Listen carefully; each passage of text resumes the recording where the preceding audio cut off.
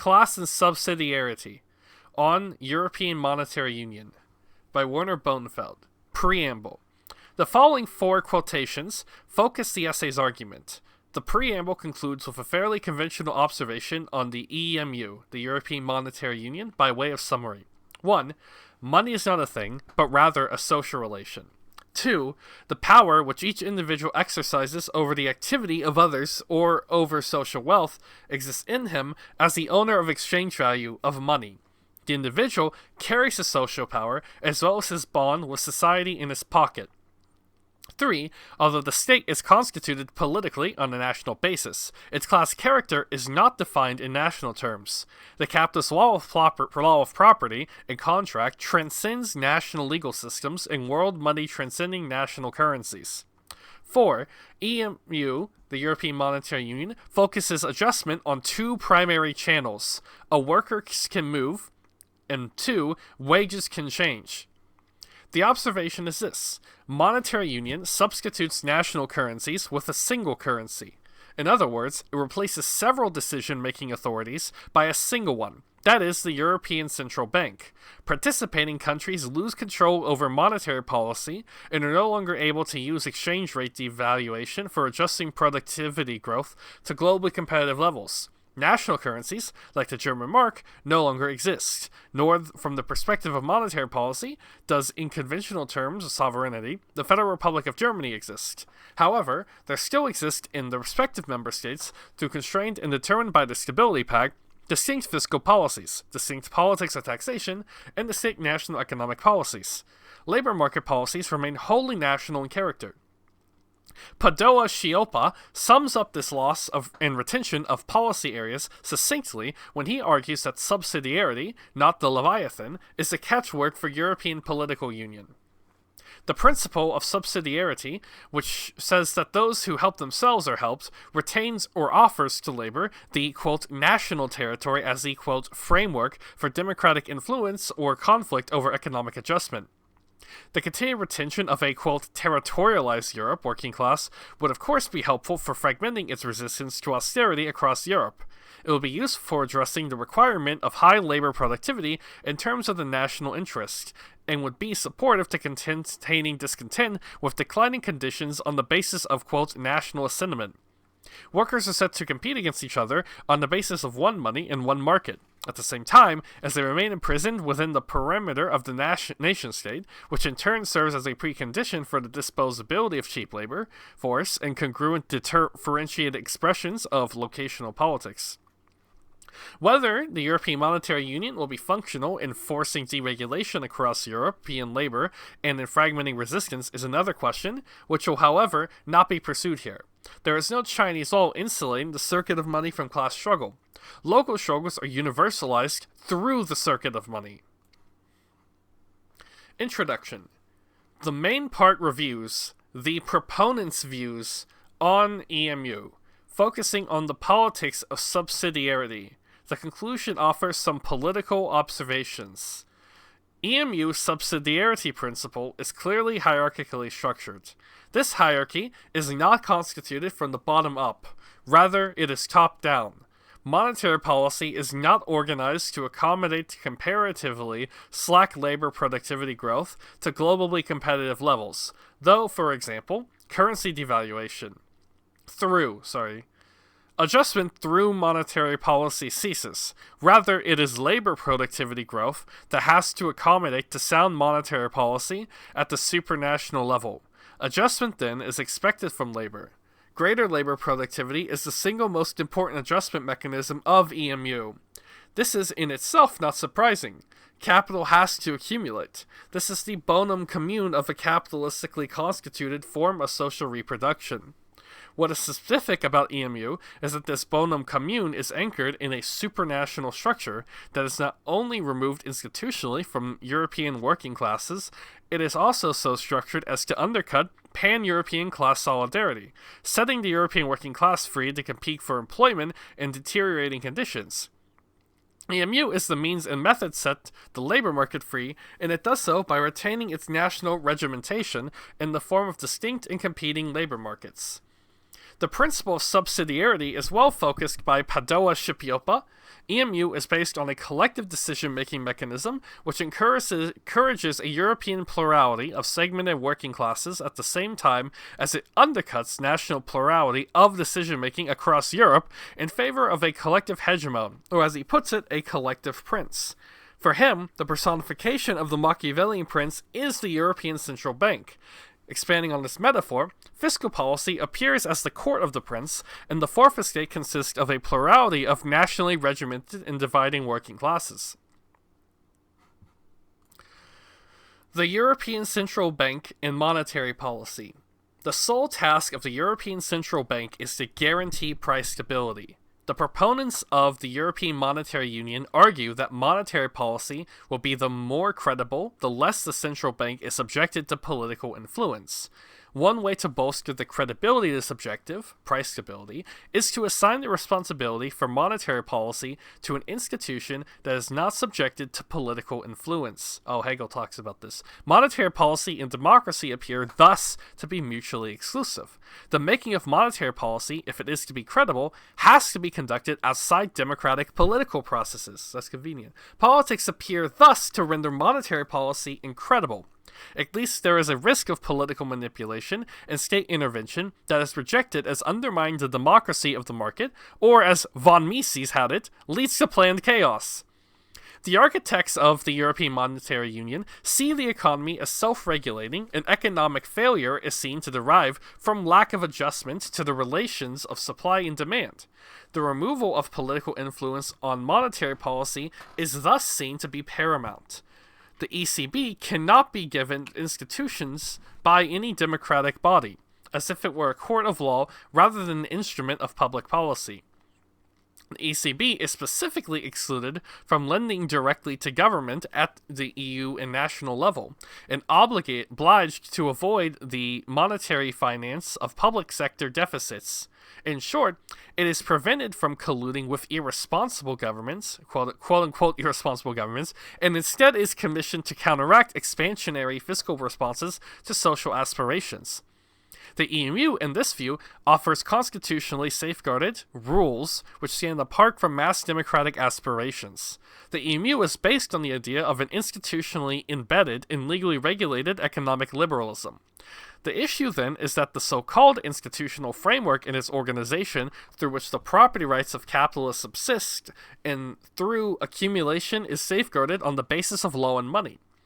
For the proponents of EMU, expectations are at the heart of the inflation process, since according to its advocates, inflation is caused by expectations, and since economic relations are self-regulating, and since national governments are no longer responsible for monetary policy, any quote-unquote economic failure under the EMU would reflect a lack of accommodation on the part of the democratic majorities who demand conditions over and above the quote limits of the market.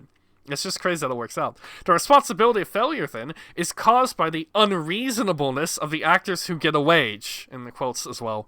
EMU is thus endorsed as the means and method to discipline social demands, expectations, and aspirations on the basis of the market, that is, the democracy of demand and supply.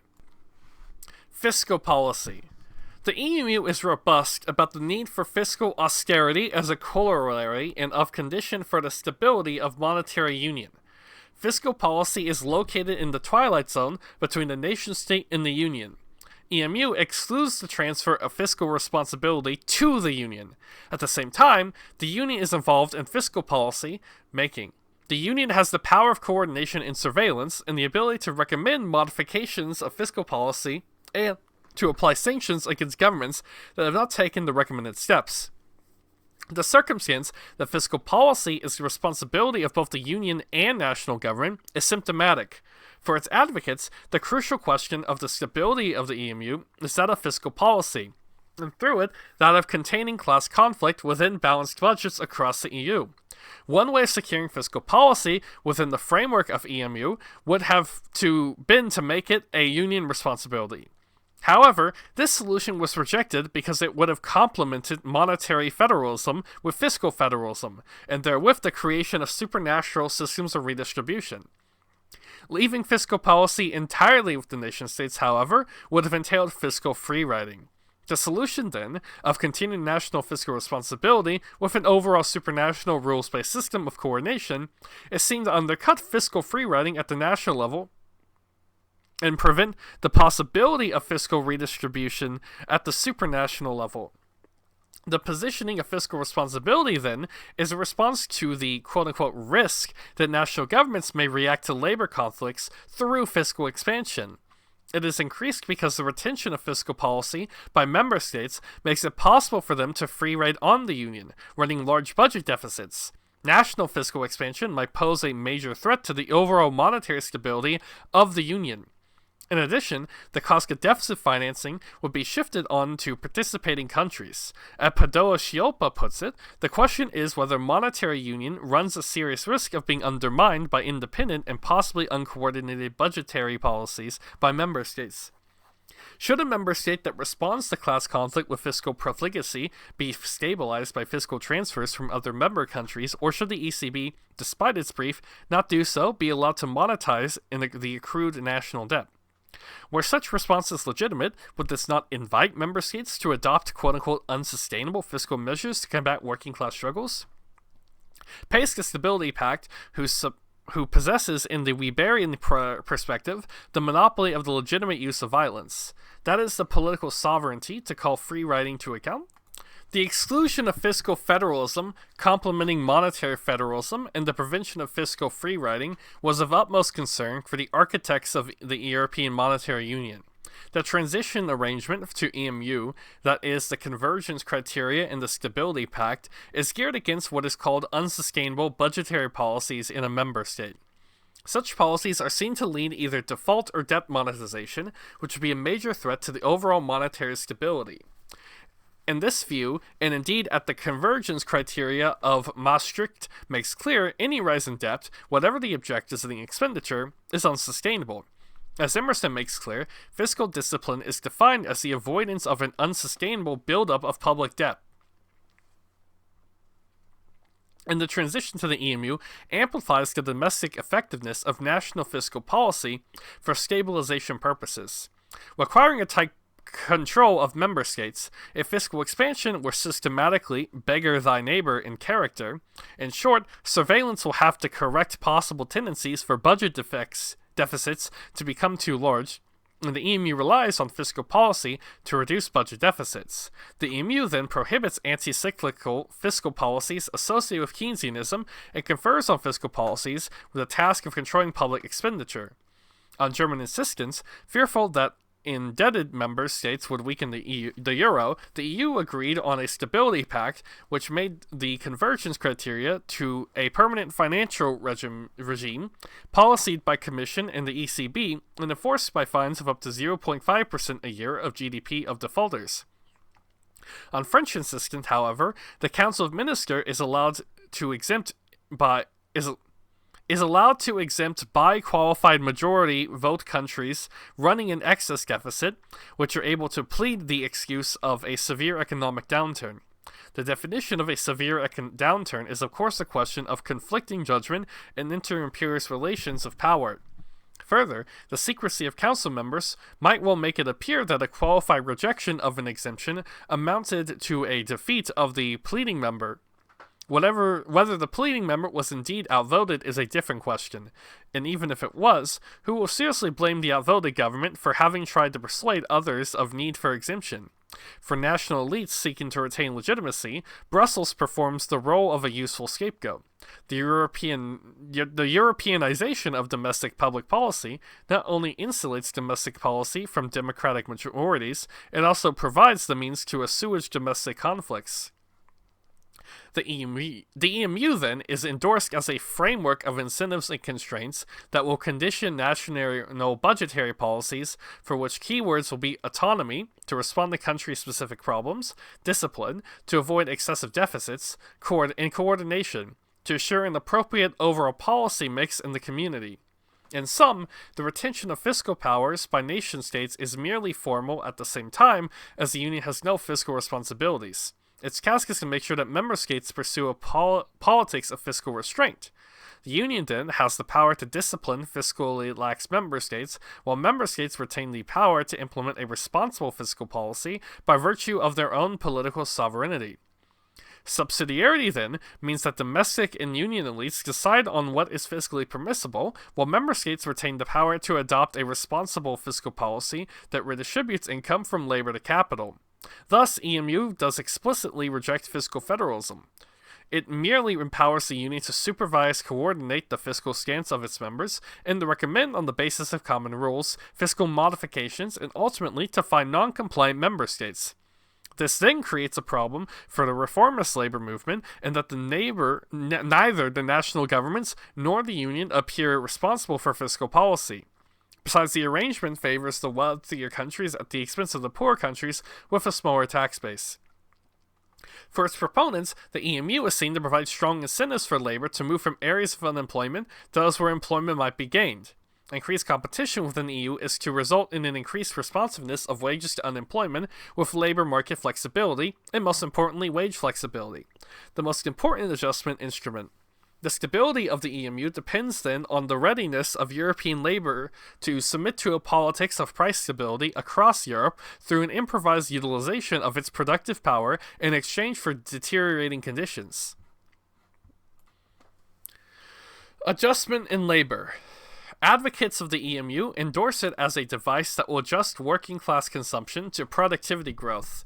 The convergence criteria in the Stability Pact subordinate countries with relatively high labor unit costs to those with low labor unit cost. With currency devaluation rendered obsolete and fiscal policy disciplined by EMU, the wage price flexibility remains the basic adjustment channel as a substitute for the nominal exchange rate. In addition, labor migration is expected to adjust the burden of unemployment on national budgets. In short, the EMU inscribes in institutional form what capital and its nation-states have sought in vain over the last 2 decades. National governments see the EMU as an anchor for deregulating welfare regimes, and for intensifying market discipline, and for redistributing wealth from labor to capital. The EMU emphasizes deregulation, flexibilization, labor discipline, labor mobility, and particularly lower labor unit cost. Lower labor costs are a condition of the relative price decrease needed to restore the competitive position of member states and to bring output and employment back in their equilibrium, and factor mobility into particular labor mobility may solve the problem through migration. The belief is that wage bargainers will be affected by a credible monetary union as they will realize the excessive wage rises will not be underwritten by devaluations. In other words, the cost in terms of output and employment might not be high if the working class submits to wage restraint and if it is willing to let itself be exploited more effectively. Efficiency and economically. In the absence of such willingness, unemployment will follow and the need to migrate might arise. Employers themselves will be helped by the EMU because failure to conform their labor market forces to achieve lower labor unit costs will mean the loss of competitiveness. Thus, the EMU is seen to spur employers on to greater efforts to reduce labor unit cost. As Henning put it, knowing that exchange rate policy vis-a-vis other members of the Union can no longer reverse the deleterious effects on the competitiveness of high wage labor and price increases. Firms and units should act with greater discipline. In sum, the architecture of monetary union seems indeed to vindicate Pato Schioppo's view of EMU as resembling a modern version of Machiavelli's Prince. Its court is fiscal policy that is located in the twilight zone between the national state and the Union.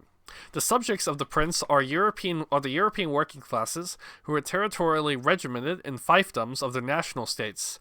Their allocated position is that of the democratically accepted plebes, democratically accepted, that is, in the Republic of the Market. Institutionally, social and labor market policies remain national in nature, allowing for labor movements to be fragmented rather than integrated on a pan-European basis. The Union provides the institutional framework for both a comprehensive restructuring of labor relations and neoliberal welfare reform. Stephen Gill has argued that the EMU's institutional arrangement is designed to insulate key economic agencies, especially central banks, from interference by elected politicians. However, in qualification to Gill and the EMU, the concentration of unaccountable decision-making lies precisely in those areas where the capitalist nation-state itself has always resisted democratic encroachment most trenchantly: monetary policy. The supranational character of the EMU, then, is important not because it's democratically unaccountable what previously had been democratically accountable. The importance is rather that nation-states on their own initiative and with relish have relinquished their capacity to integrate labor into the capital relation with expansionist fiscal policies, inflationary erosion of real wages, and currency devaluation. The EMU then anchors a domestic subordination of labor to a politics of austerity. It leads in short to an obliteration of what is left of the Keynesian legacy and most of the distinctive gains of the Western European labor movement associated with it. It also depoliticizes economic policy, that is, it makes it appear as if politics has nothing to do with the monetary politics. Instead, monetary policy appears as a merely technical thing, which is best left to and conducted by apparently non-political experts whose judgments are deemed to be politically impartial. The politics of class is thus hidden behind the cloak of technocracy. For governments that found it difficult to impose monetary discipline, the EMU offers a golden opportunity to have it implemented from without. The surrender of monetary policy to Europe thus anchors the exploitation of labor in member states. Conclusion. Adam Smith was certain in his own mind that capitalism creates the wealth of nations. Hegel concurred, but added that the accumulation of wealth renders those who depend on the sale of labor power for their social reproduction insecure in deteriorating conditions. He concluded that despite the accumulation of wealth, bourgeois societies will find it most difficult to keep the dependent masses pacified, and he saw the form of the state as the means of reconciling the social antagonism containing the dependent masses. Ricardo formulated the necessity of capitalist social relations to produce redundant population. Marx developed this insight and showed that the idea of equal rights is in principle a bourgeois right. In its content, it is a right of inequality. Against the bourgeois form of formal equality, he argued that communism rests on the equality of the individual, that is, the equality of the individual human needs. The essay referred often to democratic majorities and democratic principles. The democratization of human social relations opens up the right perspective for the struggle for a social Europe, a Europe where the free development of each is the condition for the free development of all. The debate, then, on the democratic deficit on the EU in general, the EMU in particular, should be taken seriously. It is, however, the case that this debate is not about democracy, understood as the sovereignty of the people, or as Marx would have had it, the society of the free and equal. It is about the lack of legitimacy of the institutions of the EU. In short, the indicated deficit is not conceived in terms of the right of social self-determination, but rather the legitimation of the EU towards its territorially regimented subjects. Yet the debate has to be taken seriously. A democratic Europe has to mean the complete democratization of all social forces, rendering them accountable to human needs. In sum, the debate about the democratic deficit should first of all be taken on in the greater European tradition of enlightenment through thought. Doubt everything. Second, it should be taken to its logical conclusion, the democratic organization of socially necessary labor by the associated producers themselves. Further, the critique of the EMU in favor of quote-unquote national socialism merely offers, whether intentionally or not, the horrors of the past as a solution to the present. The critique of the EMU cannot be a critique for the national state. Such critique fractures the understanding of the essence of the political in bourgeois society. Politics is the system of the seizure of power and the retention of power and the exercise of power. It might be necessary to reject neoliberal or third-way politicians. However forceful and understandable, this rejection is not enough. What needs to be comprehended is that the constitutive basis of the political in bourgeois society does not rest with the political class. What needs to be negated is the form of the state which Marx summarized as the concentration of bourgeois society. In short, discontent with the political class amounts to paraphrasing Marx, a critique of character mask, deflecting from the social constitution of their existence, and because of this it affirms the state as if it were an independent being which possesses its own intellectual, ethical, and libertarian basis. It thus amounts to a mere rebellion for a virtuous state, a state, that is, which secures the bonum commune of bourgeois society within a capitalistically constituted form of social reproduction. This bonum commune is the commune of abstract wealth and the bonum of capitalist accumulation. The critique of the euro cannot be a critique for the pound. The history of national money has always been a world market history. Further, the idea of a third way has to be exposed to reveal its meaning, and that is that money is not a thing but a social relation, a relation of abstract labor. Besides and without sinister associations, the idea of a third way emerged for the first time in Italy in the beginning of the 1930s. Its proponent was Mussolini. Now, at the beginning of the new century, and beyond the traditional opposition between capitalism and Soviet communism, the meaning of a third way entails something else. What is the opposite term to the unfettered global accumulation of capital? Is the opposing term the national state, which transformed regulative powers, renders capital attendant to the equality of human needs? Something seems strangely amiss with the third way. The struggle for socialism is a struggle over the principle of social organization of labor, instead of a social reality where the products of social labor appear to have a mastery over. Instead of being controlled by man, social reproduction has to be controlled by him. The politics of the EMU does indicate that we are not moving towards a benevolent political age. Padoa Schioppa's summons of the Machiavellian prince may serve as an unfriendly signpost to things to come, since it stands completely removed from its alleged nationally regimented sovereigns, that is the population and its demands and aspirations. Especially in miserable times. We have to hold on to the theoretical and practically orientation on the utopia of a society of the free and equal. If we do not engage in the negation of the capitalist mode of production, we should not speak about freedom and peace. Put differently, those who seriously want freedom and equality as social individuals, but do not wish to destabilize capitalism, contradict themselves. The more improbable socialism appears, the more desperate one has to stand up for it.